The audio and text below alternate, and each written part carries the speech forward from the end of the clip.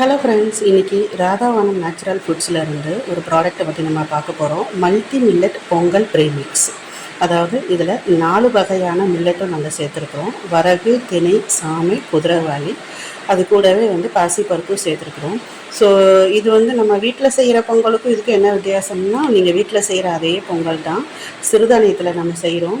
இது எப்படின்னா, இதுலேயே மிளகு, சீரகம், கருவேப்பிலை எல்லாமே நாங்கள் சேர்த்துருக்கோம். நீங்கள் ஜஸ்ட் இதை வாங்கி தண்ணி ஆட் பண்ணி குக்கரில் விசில் வச்சா உங்களுக்கு பொங்கல் ரெடி ஆயிடும். வாங்க இது நம்ம எப்படி செய்யலாம் பார்க்கலாம்.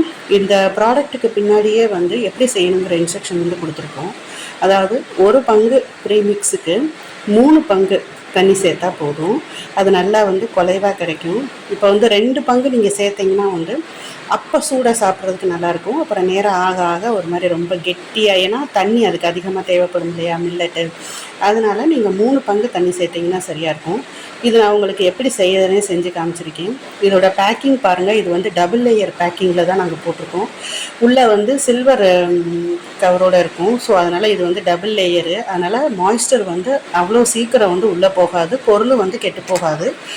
அதுக்கப்புறம் இது ஜிப்லாக் கவர். நீங்கள் ஒரு கப்பு யூஸ் பண்ணிவிட்டு மீதி கப்பை நீங்கள் அந்த ஜிப்லாக்லேயே வச்சு ஸ்டோர் பண்ணிக்கலாம். இதை நாங்கள் சீல் பண்ணியும் கொடுக்குறோம்.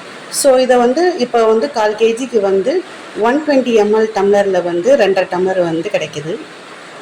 ஸோ இந்த 2 டம்ளருக்கு நான் 3 பங்கு தண்ணி ஊற்றுறேன். நான் இதுலேயே உங்களுக்கு மிளகு, சீரகம், உப்பு எல்லாமே இதில் ஆட் ஆகிருக்குது. நீங்கள் எக்ஸ்ட்ராவாக எதுவுமே நீங்கள் ஆட் பண்ண வேண்டாம். இதை நல்லா கழுவி சூரிய ஒளியில் காய வச்சு, ஏன்னா நாங்கள் சோலார் ட்ரையர் வச்சுருக்கனால அதில் நாங்கள் காய வச்சு, அதுக்கப்புறம் நல்லா பக்குவமாக வறுத்து, அதுக்கப்புறம் தான் இதை செஞ்சு கொடுக்குறோம். எந்த ப்ரிசர்வேட்டிவுமே இதில் ஆட் பண்ணலை.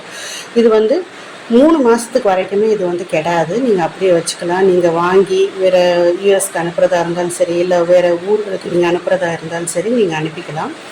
ஸோ இப்போ நான் 1/4 kilo multi millet Pongal premix எடுத்துகிட்டு அதுக்கு 3 பங்கு தண்ணி ஊற்றிட்டு இந்த இடத்துல மட்டும் நீங்கள் உப்பு உங்களுக்கு சரியாக இருக்கா அப்படிங்கிறத செக் பண்ணிவிட்டு நீங்கள் 4 விசில்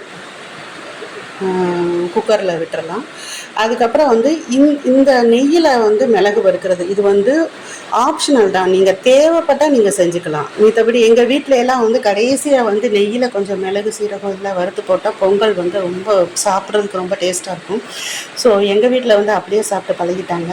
அதனால் நான் என்ன பண்ணியிருக்கேன்னா, அந்த பொங்கல் வேகிற சமயத்தில் கொஞ்சம் நெய் ஊற்றிட்டு கொஞ்சம் மிளகு, சீரகம், அதுக்கப்புறம் அரைச்ச மிளகு சீரகத்தையும் போட்டு வேணும்னா கருவேப்பிலை போட்டுக்கலாம்.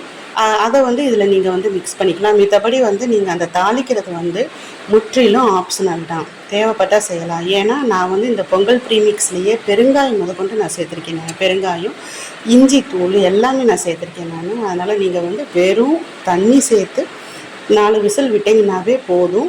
நீங்கள் அதுக்கப்புறம் வேணும்னா நெய் கூட நீங்கள் ஆட் பண்ணிக்கலாம். ஸோ முற்றிலும் இது ஆப்ஷனல் தான். உங்களுக்கு செய்கிறதுக்கு ரொம்ப ஈஸியாக இருக்கும். வேலைக்கு போகிறவங்களுக்கு, அதுக்கப்புறம் கொஞ்சம் வயசானவங்களுக்கு, சின்ன குழந்தைகளை வச்சுருக்கவங்களுக்குலாம் இது ரொம்ப ஒரு வரப்பிரசாதம் இந்த ப்ராடக்ட் கிடைச்சது.